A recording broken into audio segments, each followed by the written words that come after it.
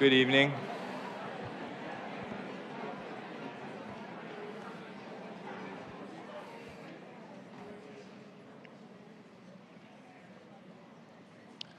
My name is Peter Kaltoff. I am a senior here at Hillsdale College studying English, and I'm also from Hillsdale. Michael Ward is a professor of theology and religion at the University of Oxford, a professor of apologetics at Houston Baptist University, and a distinguished visiting fellow at Hillsdale College. He received a PhD in divinity from St. Andrews and was awarded an honorary doctorate by Hillsdale College in 2015. A Catholic priest currently assisting the Holy Rood Church, Oxford, Dr. Ward previously served as chaplain of St. Peter's College, Oxford, as chaplain of Peterhouse in the University of Cambridge, and as a warden of the Killens, C.S. Lewis's Oxford home. He is the author of Planet Narnia, The Seven Heavens and the Imagination of C.S. Lewis, co-editor of the Cambridge Companion to C.S. Lewis, and presenter of the BBC television documentary, The Narnia Code. His most recent book is After Humanity, a guide to C.S. Lewis's The Abolition of Man. Please join me in welcoming Dr. Ward.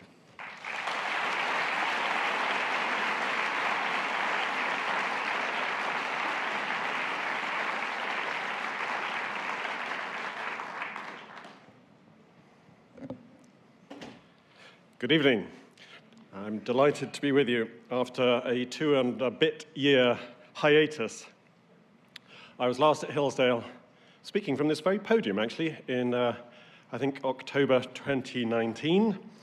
And I had hoped to come both in 2020 and in 2021, but was prevented for COVIDious reasons. And it's very good to be back, and it's good of the CCA conference organizers of this conference looking at British authors to have at least one Brit among the speakers. Although I'm a Catholic priest, I'm appearing before you tonight more in my professorial role. This tie I'm wearing is the University of St. Andrews tie, where I got my PhD, as Peter said in the introduction.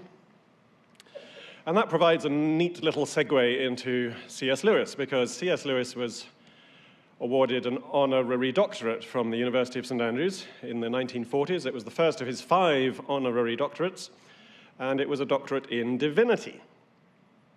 But C.S. Lewis was not a divine. Excuse me. He never studied theology. He never taught theology at either Oxford or Cambridge. He was an English literature professor, as you all know, but what is less well known is that Lewis actually began his academic career in philosophy. He had studied classical philosophy as an undergraduate at Oxford, and his first academic post in his distinguished academic career was teaching philosophy, filling in for his former tutor. And tonight we are looking at his most philosophical work, The Abolition of Man. But is it philosophical, or is it theological, or is it both? That's the question I'm going to be addressing tonight.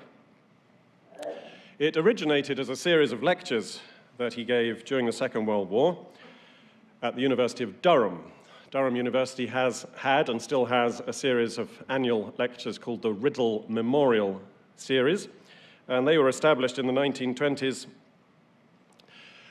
with the purpose of getting each year's speaker to address a subject concerning the relation between religion and contemporary development of thought. Lewis's 3 lectures, Men Without Chests, The Way, and The Abolition of Man, were the 15th such series delivered in 1943, and here is the poster that advertised those very talks. Excuse me, just one moment. That's better. Yeah, it's COVID. Yeah.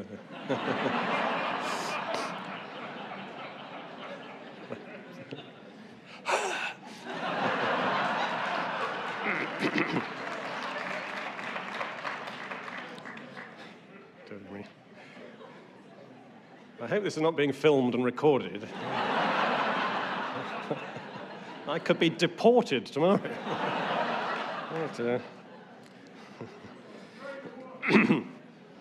Now, in these lectures, C.S. Lewis defends the objectivity of value, pointing to the universal moral law which, he maintains, all great philosophical and religious traditions have recognized. We have a responsibility to hand on to our children this generous, fruitful, civilizing, ethical inheritance because it defines our very humanity. Step outside this tradition and we cease to be human, we bring about the abolition of man. It's a short book, only about 20,000 words in length. As I mentioned, it's Lewis's most purely philosophical work, though possibly with an undercurrent of theology, as we shall see. And it's very highly regarded among academics. The Oxford philosopher John Lucas dubs it a powerful argument reminiscent of Plato, Pascal, and Dostoevsky, and worth elaborating afresh in each generation. English literature professor Tony Nuttall claims that the argument thoroughly routs whole volumes of Nietzsche and Sartre. It's been cited on the floor of the US Congress. There's glory for you. It was quoted by the chair of the US President's Council on Bioethics during the first term of Bush 43. Philosopher Leo Strauss recommended his students to read it. Political scientist Francis Fukuyama and novelist environmentalist Wendell Berry have both found its analysis compelling and referred to it in support of their own ideas. The keen accuracy of its moral diagnosis has been praised by Joseph Cardinal Ratzinger, when he was Cardinal Ratzinger, before he became Pope Benedict XVI. The contemporary British philosopher John Gray calls the abolition of man prophetic. Now, I highlight John Gray partly because he recently broadcast about the abolition of man on the BBC, and so brought the book to a whole new audience, but more because John Gray is an atheist. John Gray has no belief in God, let alone the God of Christianity, yet he calls the abolition of man not only prophetic, but as relevant now as when it first came out, if not more so. Why would an atheist give such warm approval to an argument by C.S. Lewis, the famous Christian apologist? I ask this question not to imply that an atheist could never find value in Christian writings, any more than I'd want to imply that a Christian could never find value in an atheist's writings. I ask the question in order to foreground one of the most important aspects of the abolition of man, namely the fact that it is not a Christian work, or at least not an explicitly Christian work. Lewis says this: though I am myself a theist and indeed a Christian, I am not attempting here any even indirect argument for theism. Though I am myself a theist and indeed a Christian, I am not here attempting any even indirect argument for theism. The abolition of man does not rest its argument on a belief in God, still less on a belief in the Christian God. Lewis is not attempting even an indirect argument for theism, let alone a direct argument for Christianity. So if he's not attempting a religious argument, what is he attempting? He's attempting to demonstrate that all human beings unavoidably consider certain states of affairs or certain modes of conduct good in and of themselves. So he quotes Plato and Aristotle. He refers to ancient Judaism and early Hinduism. He cites the New Testament and church fathers such as St. Augustine of Hippo. In an appendix to the book, he provides a list of 8 key moral laws, such as duties to one's elders, duties to one's children, truth-telling, the law of magnanimity, and so on. But Lewis does not assemble all these traditions under a Christian umbrella term such as natural law. He uses the term natural law just once in the entire book, but he doesn't make it his favored term, nor does he refer even once to the greatest Christian exponent of natural law thinking, St. Thomas Aquinas.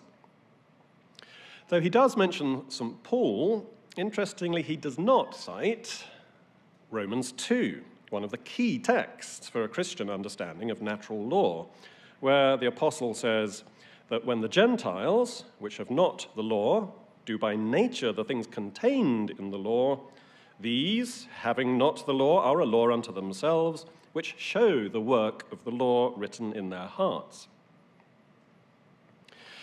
So if he's not going to call this universal objective moral code natural law, what's he going to call it? Perhaps rather surprisingly, he settles on a Chinese term.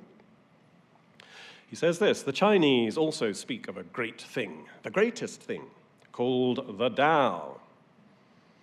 It is the reality beyond all predicates.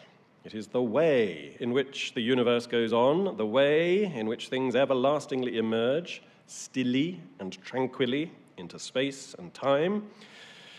It is also the way which every man should tread in imitation of that cosmic and supercosmic progression, conforming all activities to that great exemplar. This conception in all its forms, Platonic, Aristotelian, Stoic, Christian, and Oriental alike, I shall henceforth refer to for brevity simply as the Tao. I'm very pleased to be staying in the Tao Center this week. And this is a very deliberate rhetorical strategy on Lewis's part. By choosing this Chinese term, he wrong-foots those who would assume that his argument is simply a Christian argument. The preference for this non-Christian term, Tao, sometimes surprises readers who come to the abolition of man after encountering his more explicitly Christian writings. They tend to assume that this book will be just another book in the same vein as, say, Mere Christianity or The Problem of Pain, arguing from Christian premises to a Christian conclusion. It disconcerts them to find Jesus being quoted in the same breath as Confucius, and the Bible being put on a par with the Hindu Vedas. But actually, it should come as no surprise, because Lewis had made a very similar point about the commonalities of different religious traditions in several places prior to the publication of The Abolition of Man. For instance, in his first work of non-fiction apologetics, The Problem of Pain, he writes, "What is common to Zarathustra, Jeremiah, Socrates, Gautama, Christ, and Marcus Aurelius is something pretty substantial. I mention the incarnate God among human teachers to emphasize the fact that the principal difference between him and them lies not in ethical teaching, which is here my concern, but in person and office." In The Abolition of Man, Lewis is quite clear that he's only arguing for the objectivity of value. The question as to whether this position implies a supernatural origin for the Tao is a question I'm not here concerned with. And readers who wish to see how he proceeds when that is his concern would do well to read Book 1 of Mere Christianity, Right and Wrong as a Clue to the Meaning of the Universe. That's where Lewis advances beyond this purely philosophical argument into theological and Christian terms. But the resolutely non-religious framework of The Abolition of Man is one of the reasons it has appealed to such a broad readership, including atheists like John Gray. It propounds an argument that doesn't require its adherents to be signed-up members of particular religious confessions. And I emphasize this point for two reasons. First, because too much of the commentary on the abolition lazily assumes that it is just another Christian argument. There is some basic similarity, to be sure, some continuity between the two arguments, but they're different, distinct, and it's important to keep them distinct. Abolition, as Lewis noted in a letter, is a work of ethics, not a work of theology. Lord Hailsham, Quintin Hogg, who was head of the British judiciary for longer than any other such person in the 20th century, commenting on The Abolition of Man, says this: in C.S. Lewis's case, the belief in what he called the Tao pre-existed in his mind to any religion and may therefore be discussed in isolation from any theological implications. These may or may not be read into it or deduced from it. So that's the first point, just to be clear about the text that is in front of us. It is not an avowedly or explicitly Christian argument. On the contrary, it presents itself as a purely philosophical case. The second reason for emphasizing that abolition is not an obviously Christian work is to clarify Lewis's point about the universality of objective value. People really can and do come to moral judgments very similar to those of Christianity without being Christians, and they believe in the objectivity of value without being Christians. In an address to the Oxford Socratic Club, the debating society of which he was president for many years, Lewis maintained that Christian moral principles are not different from moral principles, and that the real problem that Christianity seeks to answer is how to obey moral principles and why. And this view that Lewis is expressing here is certainly not unique to C.S. Lewis. I've already mentioned Joseph Ratzinger. Let me mention him again. The moral vision of Christian faith is not something particularly Christian. It is rather the synthesis of the great moral intuitions of humanity from a new center, which holds them all together. That new center, of course, being the person of Jesus. The person of Jesus, not his teaching. The abolition of man, then, is not in the ordinary sense of the word a religious work. It's a moral or ethical or philosophical work, but not strictly speaking religious. Though Lewis was a great Christian apologist, he didn't always feel the need to operate from a strictly Christian apologetic standpoint. He looked for points of contact with other perspectives, because he believed that Christianity is not utterly incommensurable with other traditions. There are points of contact, there are whole tranches of overlap, actually, and these need to be acknowledged, partly out of basic honesty and politeness, but partly because a recognition of similarities can be useful, can be a step towards social, political, ecumenical harmony. Christians don't need always to be harping on the distinctives of Christianity. Sometimes it's worth emphasizing the points of commonality. Now, if it's surprising to find a Christian apologist not explicitly defending Christianity, it's perhaps equally surprising to find a Riddle Memorial lecturer not focusing on religion. After all, the Riddle Memorial lectures were established to address a subject concerning the relation between religion and contemporary development of thought. Where, then, does religion feature in the argument Lewis presents? He said that his abolition lectures were a work of ethics, not theology. Has he then failed to observe the terms of his lectureship? How does religion come into the case he presents? Well, in one way, it features in the appendix to the book, where Lewis cites many different religious traditions, and insofar as those religious traditions are being undermined by contemporary development of thought in a subjectivist direction, Lewis's lectures satisfy the conditions of the Riddle Memorial lectureship well enough. In a less obvious but possibly more important way, Lewis may have felt that he could fulfill the conditions of the lecture series by taking the word religion in its strict etymological sense, as that which binds. Think of the bond that connects a member of a religious order with his superior. Religion, think religamenting, religaturing, tying back together. finding the unity of otherwise disparate things, integrating diverse perspectives. In that particular sense of the word religion, abolition could fairly be characterized as a profoundly religious argument. Because behind the diversity of the moral traditions that he cites lies a strong, central, unifying principle, namely belief in or recognition of objective value.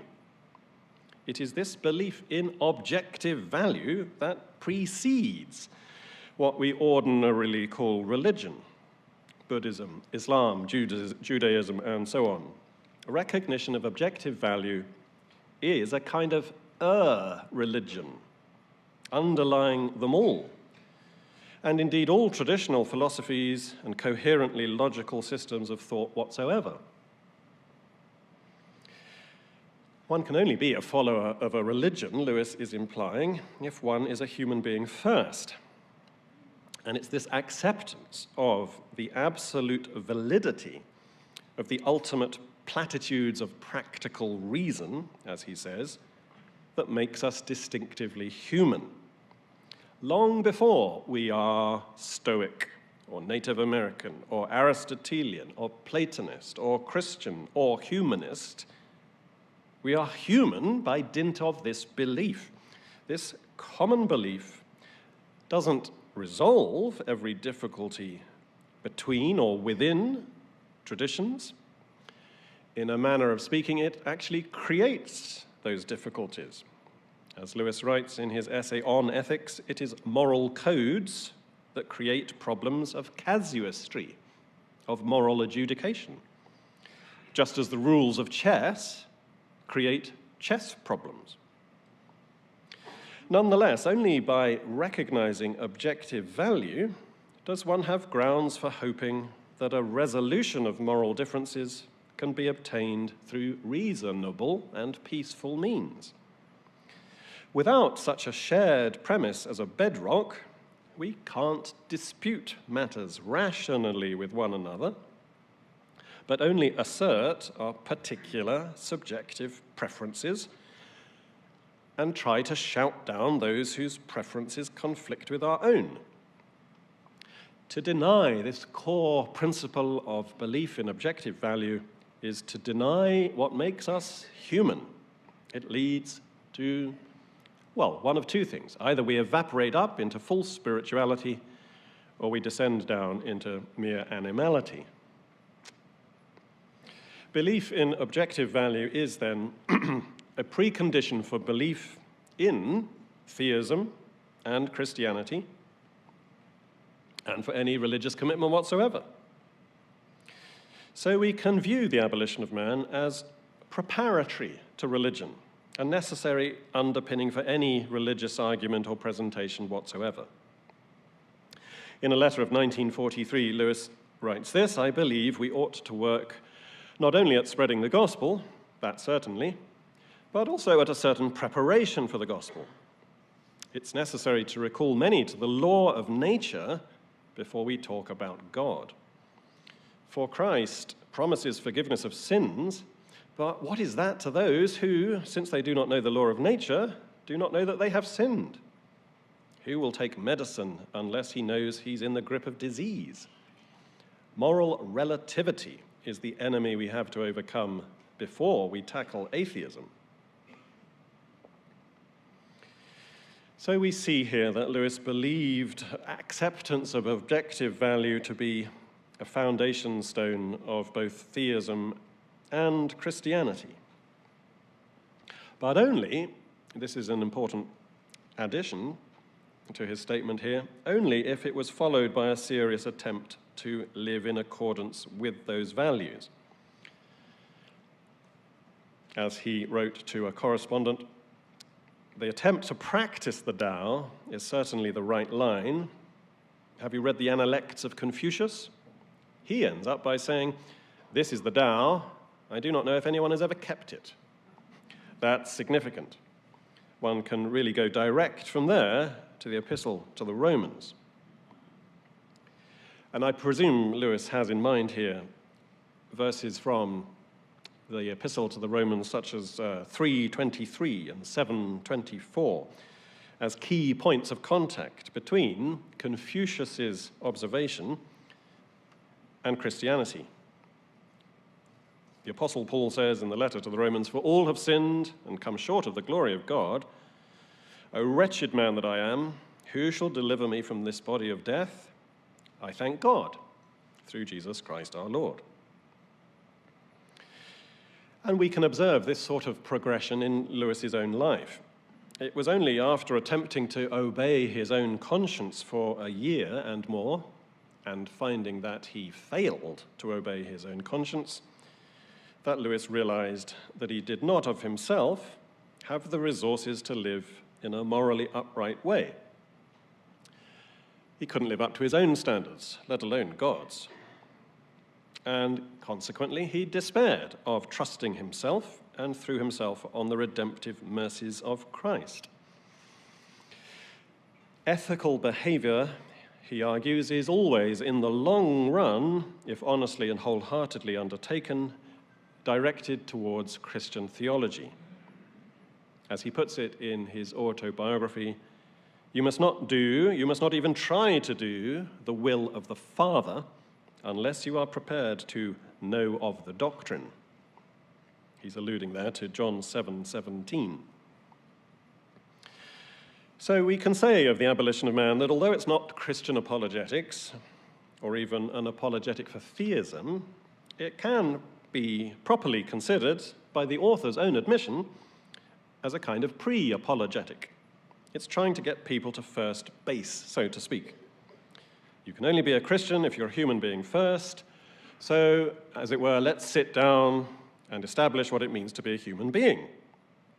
And one of the things it means to be a human being is to have an awareness, both of the moral law and its objectivity, and of our failure to keep that objective moral law.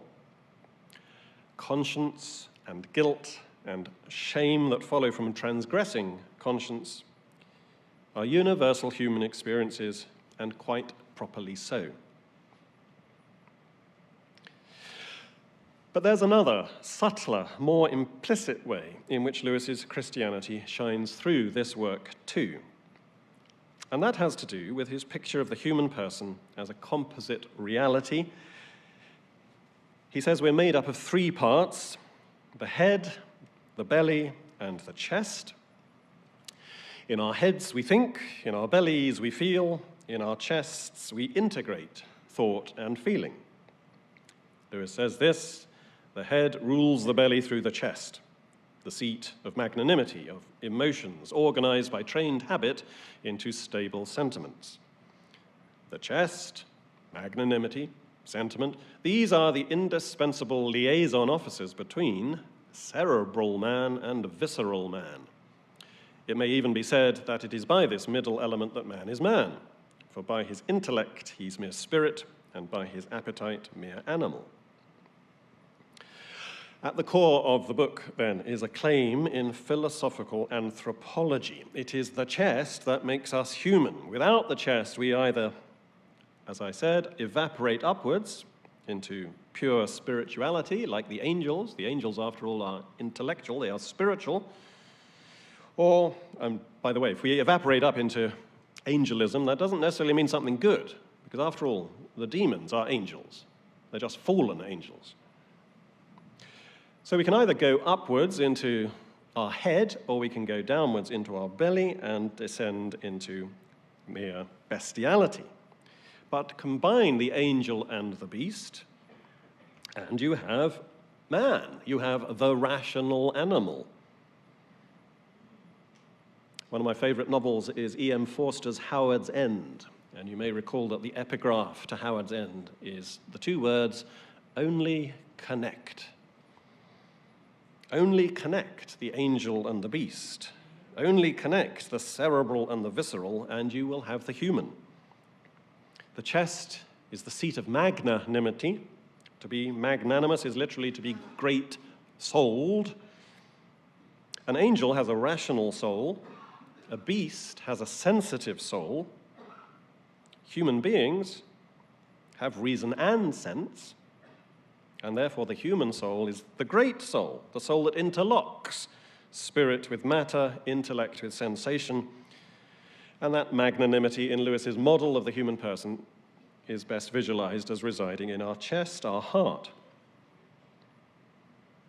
Amusingly, as I was Googling Lewis men without chests, here's a little comic interlude, I came across this image. This Jack Lewis is apparently a real man in, I think, the 1920s. He was in London, and he was a strong man, and he sold this progressive expander. Be strong, keep strong. The Jack Lewis improved progressive expander. If I were to sum up in a single sentence the main thrust of abolition, it would be, expand your chest with Jack Lewis. Because, you know, Jack was Lewis's nickname. He didn't like the name Clive, and he hated the name Staples, so he was always known as Jack. Ironically, Lewis's own chest, when he was a young boy, here he is as, I think, an 8-year-old or something like that, his own chest was a subject of recurrent concern, both to his doctor and to his father. His father was continually complaining about how weak Jack's chest was. He never knew a boy with a weaker chest. And Lewis, when he went off to school, wrote home saying, "I have been condemned by the school doctor to join the ranks of people who do special exercises for delicate chests in the gym." And even later, when he went off to Oxford, he began to learn to row, apparently. I don't think he kept it up for long, but at least he tried rowing, what you call crew. And Albert Lewis, Lewis's father, was very pleased because he said, rowing is the very best exercise for putting a chest on a man. And interestingly, in the Narnia Chronicles, Lewis slips in a few references to the importance of the chest, physiologically considered, but maybe with a philosophical undertone. In The Lion, the Witch, and the Wardrobe, King Peter, by the end of the story, becomes a tall and deep-chested man. And in the final chronicle of Narnia, The Last Battle, which features an evil ape shift, we're told what weak chests apes always have. But modern philosophy of the last 300 years or so, has given up concentrating on the chest, has abandoned the attempt to defend the union of head and belly, that integration of the cerebral and the visceral.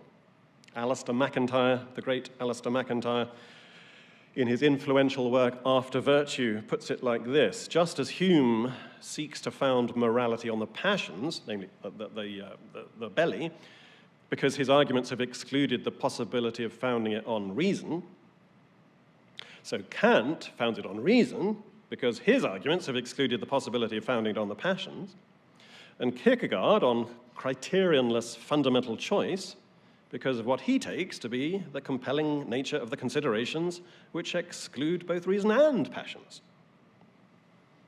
And thus we have arrived at the situation Lewis outlines in his first lecture, which is entitled, remember, Men Without Chests.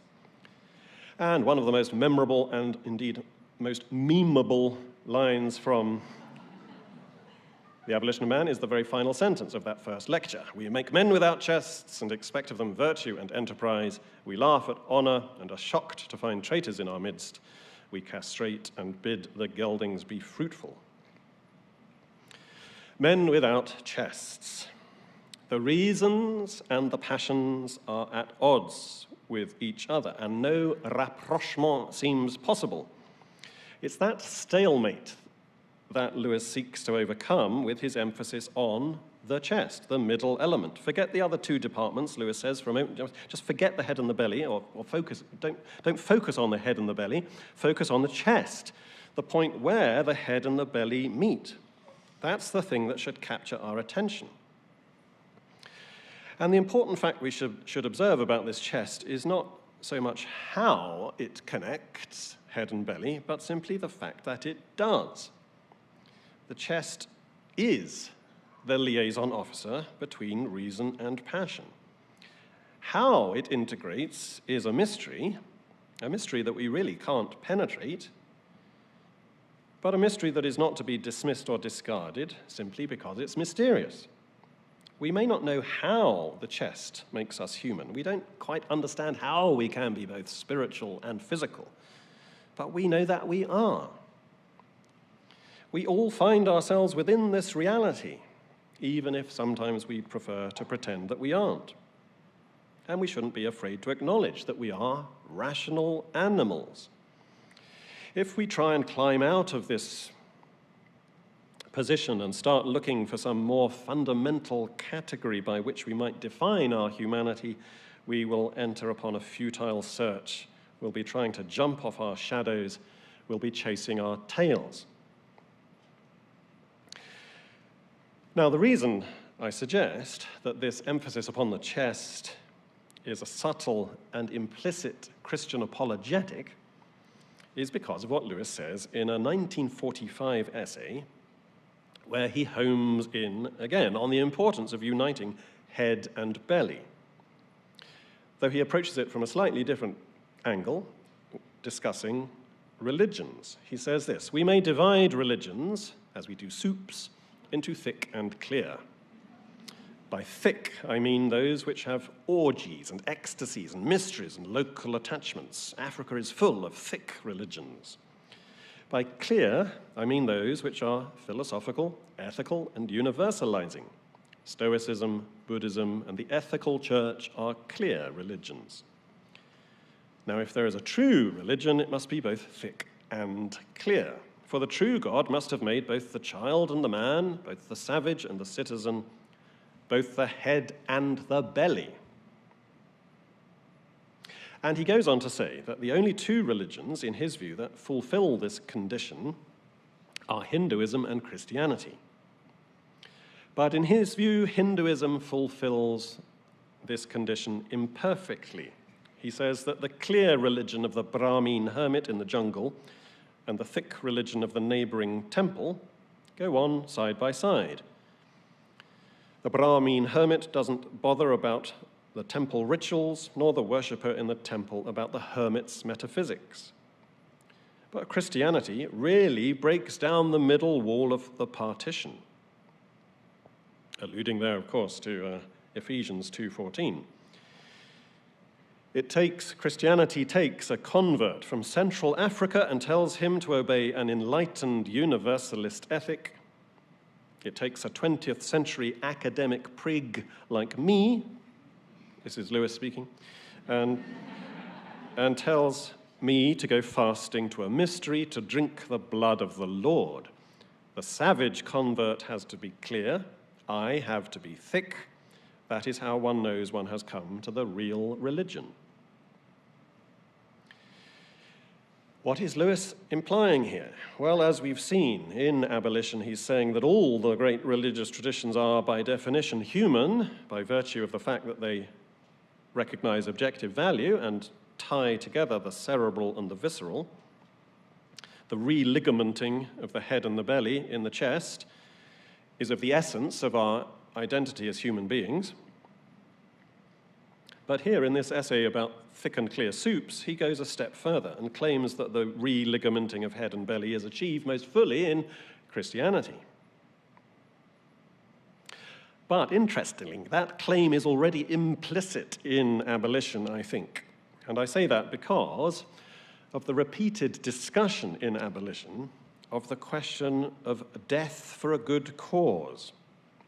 In both the first and the second lectures, Lewis focuses in on the maxim from Horace, the Roman poet, "Dulce et decorum est pro patria mori." It is sweet and seemly to die for one's country. Lewis says this: when a Roman father told his son that it was a sweet and seemly thing to die for his country, he believed what he said. He was communicating to the son an emotion which he himself shared and which he believed to be in accord with the value which his judgment discerned in noble death. He was giving the boy the best he had, giving of his spirit to humanize him as he had given of his body to beget him. It is sweet and seemly to die for one's country. But this is hard to believe at first sight, Lewis concedes, because, well, death is not something to eat, and therefore cannot be dulce, cannot be sweet in the literal sense, and it's unlikely that the real sensations preceding death will be dulce even by analogy. And as for decorum, that's only a word describing how some other people will feel about your death when they happen to think of it, which won't be often, and will certainly do you no good.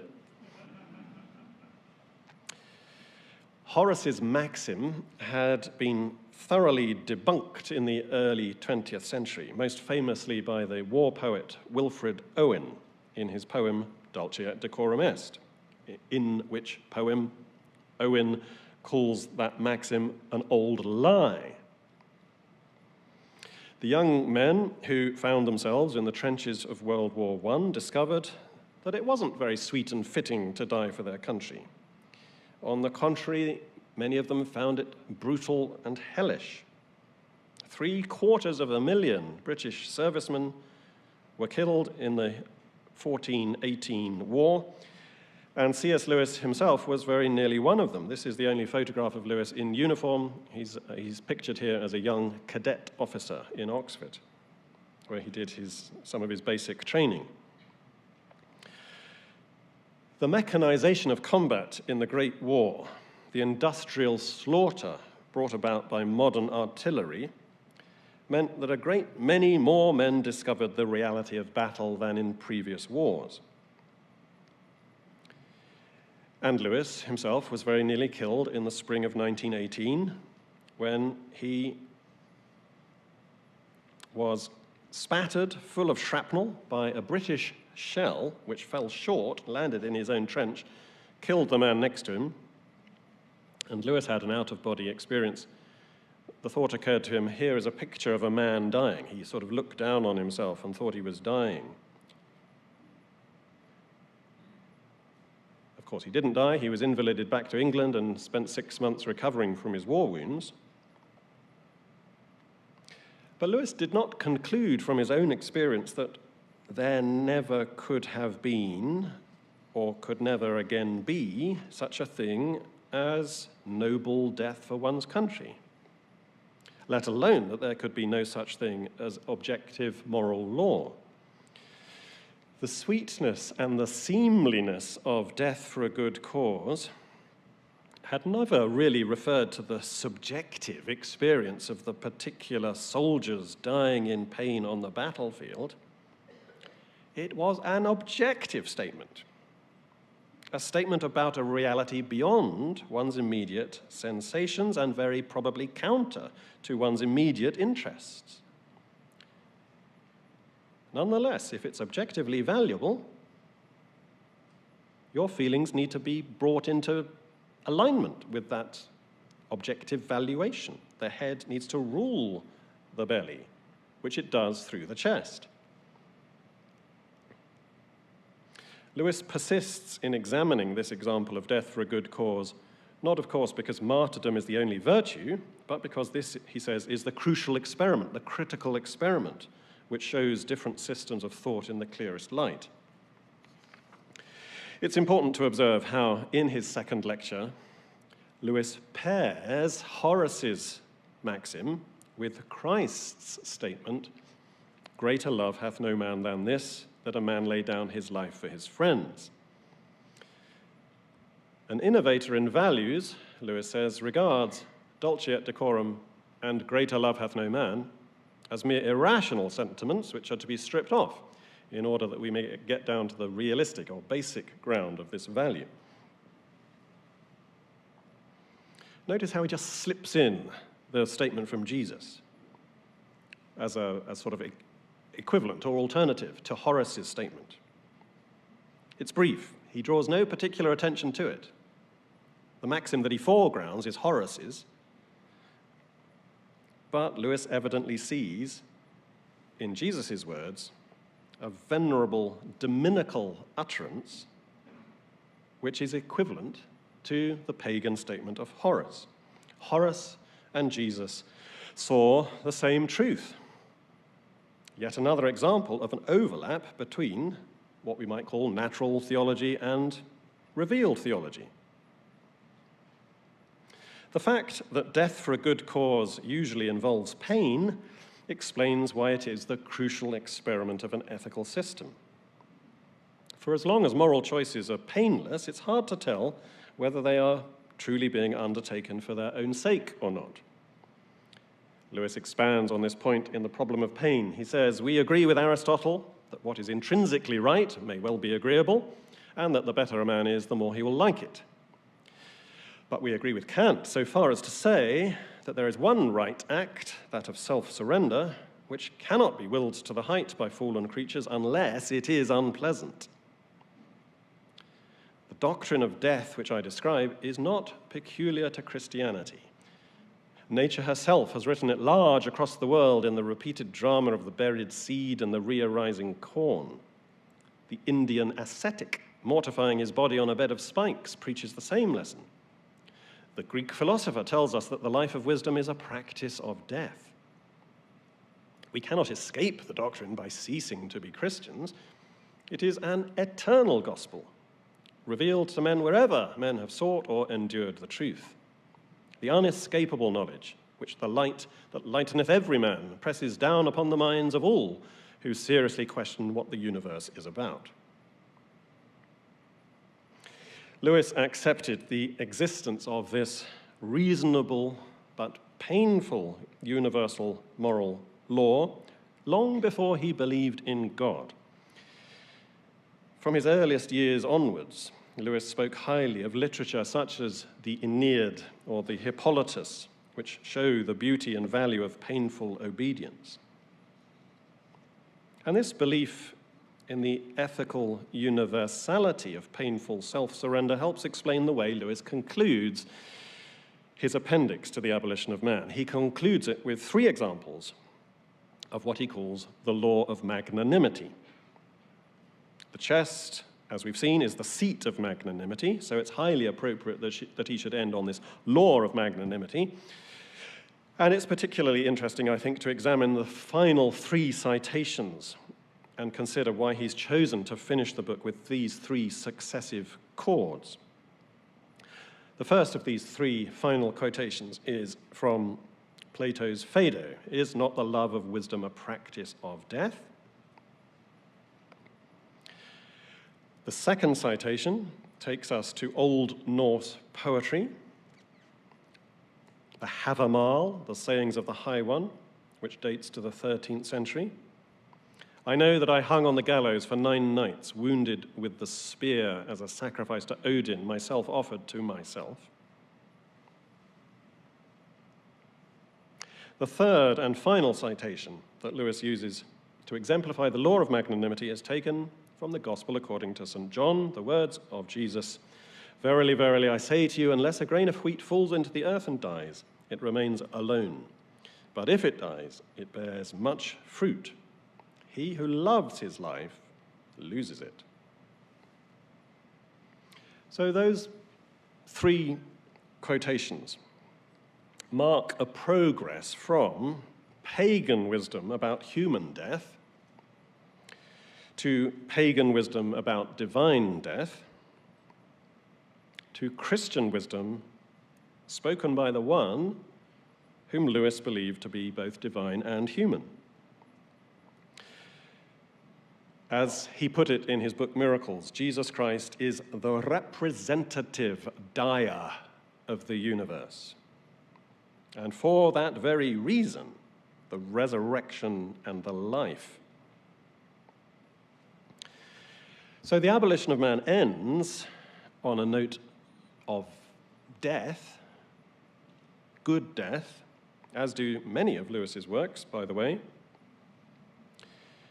If man is to avoid the abolition predicted in these lectures, there are many and various traditions of wisdom on which to draw, as the appendix shows. But the ordering of these three final citations and their placement at the end of the book subtly indicate where Lewis himself thought wisdom had reached its highest point, where the moral chest had found its fullest development.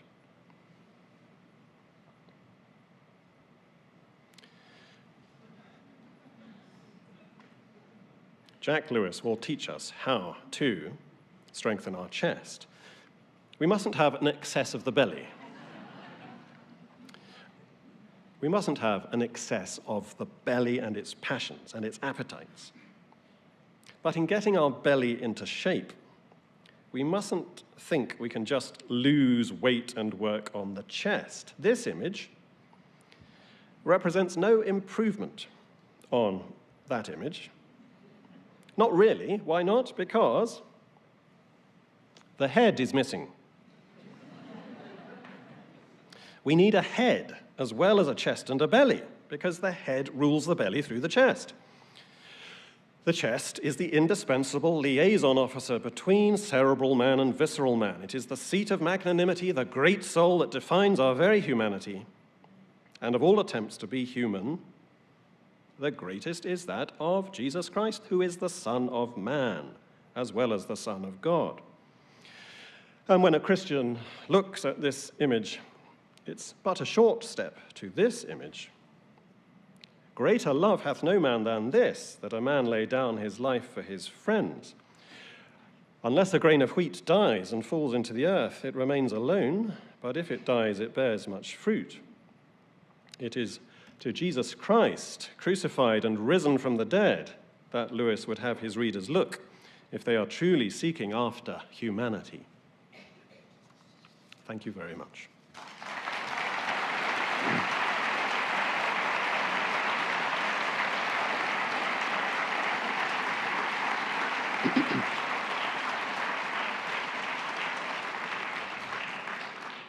Thank you.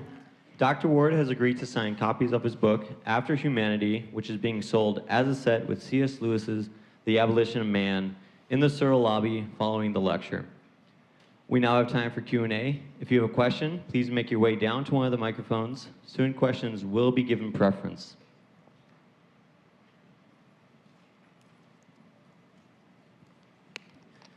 Thank you for your talk, Father Ward.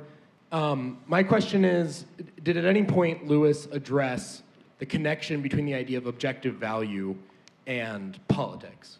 Because that's something that's sort of become controversial in modern political discussions. Thank you. Excellent question. It's almost like that was a plant, because you put your finger on precisely what I wanted to talk about. But we did not agree this beforehand, did we? No, I don't even know your name, but thank you. So, excellent. One of the most interesting things I found in Brad Berzer's talk earlier was his point that the Inklings tended not to be ideological. They tended to be apolitical. And I think that's a well-made point, actually, because, well, I'll confine myself to Lewis. He resolutely declined to be drawn on, well, certainly party political matters, but even political matters more generally. He went so far as to decline an honor from the government of Winston Churchill in the 1950s because he didn't want his name to be associated with a conservative government. And he would have said the same if the offer had come to him from a Labour government. He wrote back to Churchill's secretary saying, "There are always knaves who assert and fools who believe that all my Christian writings are covert anti-leftist propaganda, and therefore it would be well for my name not to appear in this list of honors from a conservative government."